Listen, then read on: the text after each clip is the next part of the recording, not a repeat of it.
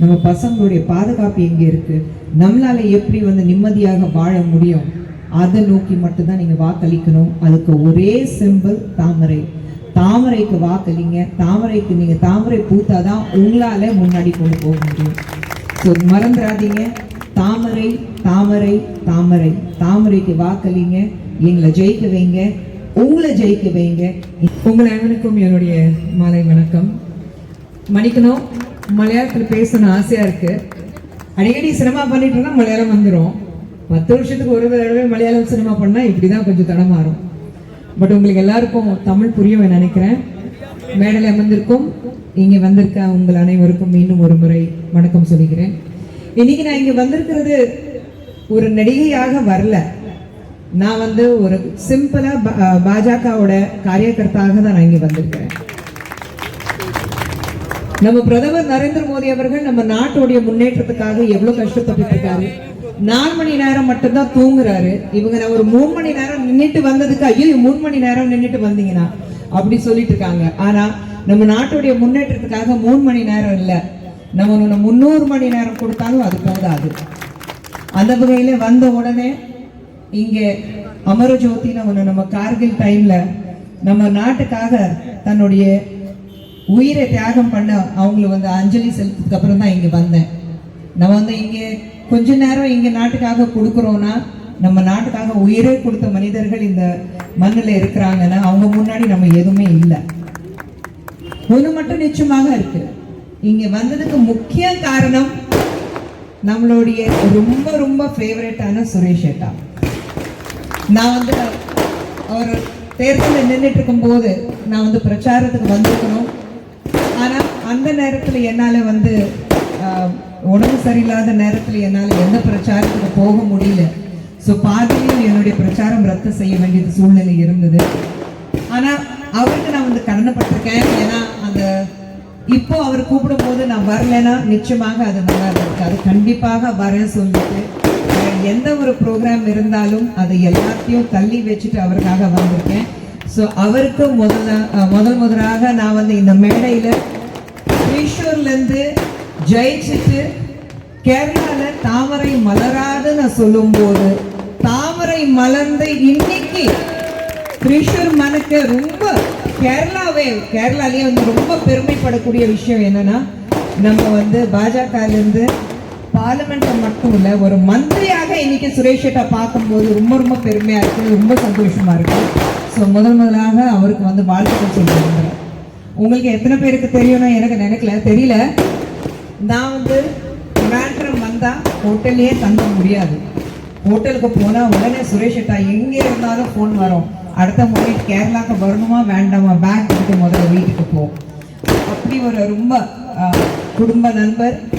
அவருடைய மகள் என்னுடைய மகள் ஒன்னா லண்டன்ல படிக்கும்போது அவங்க வந்து ரொம்ப ரொம்ப க்ளோஸ் ஃப்ரெண்ட்ஸா இருக்காங்க.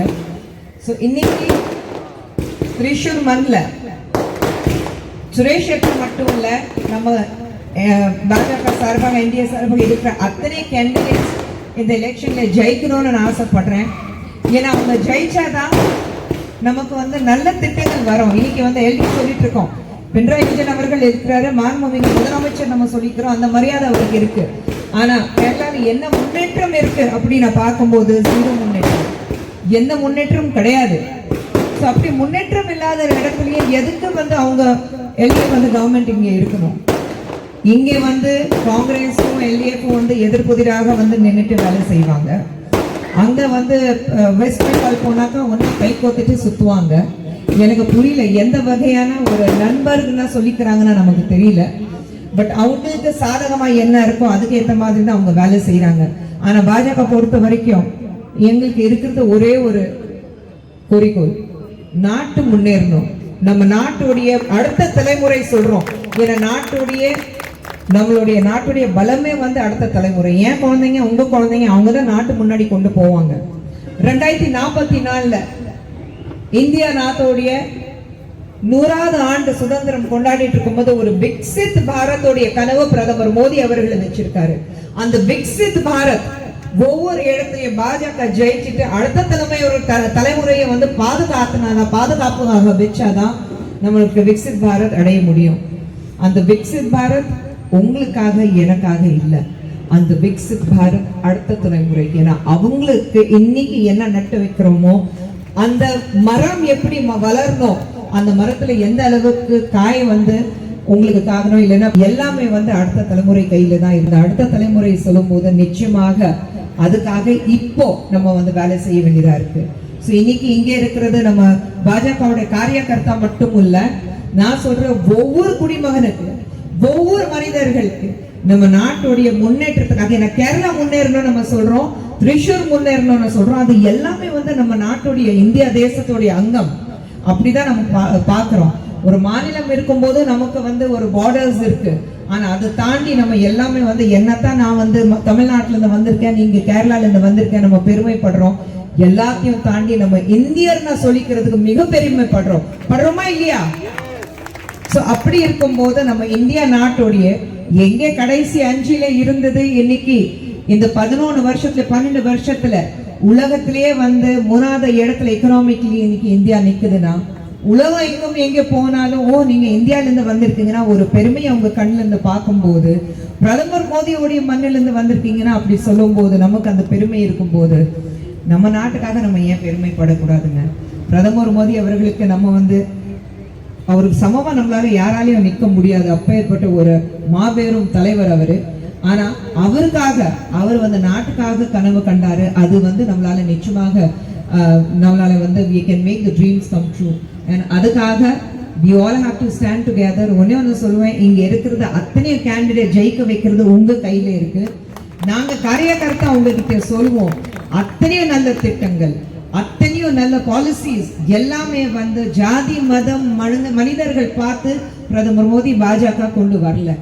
ஒவ்வொரு பாலிசி வரும்போது ஒவ்வொரு மனிதருக்கு நீங்க பாஜகவுக்கு வாக்களிக்கிறீங்களா இல்லையா, பாஜகவுக்கு ஓட்டு போடுறீங்களா இல்லையா, ஆனா அத்தனை பாலிசிஸோட உங்களுக்கு பலன் இருக்கு, அது நீங்க முதல்ல புரிஞ்சுக்கணும்.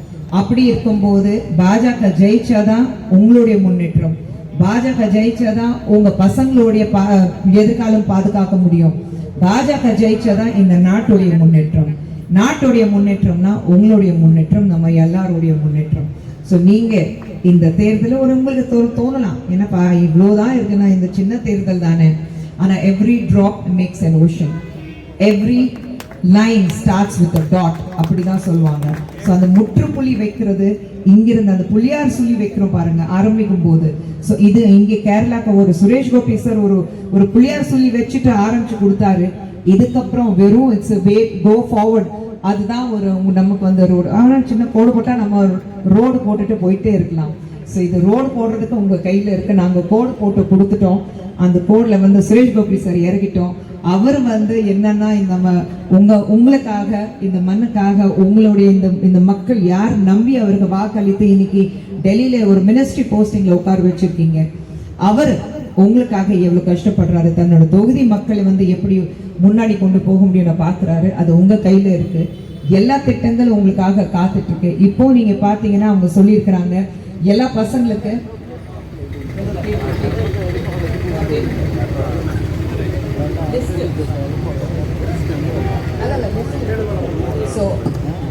ஸ்டூடெண்ட்ஸ்க்கு வந்து நீங்க பாத்தீங்கன்னா free bus communication for women and child அப்படி வந்து இந்த ஊர்ல கொண்டு வர போறோம்.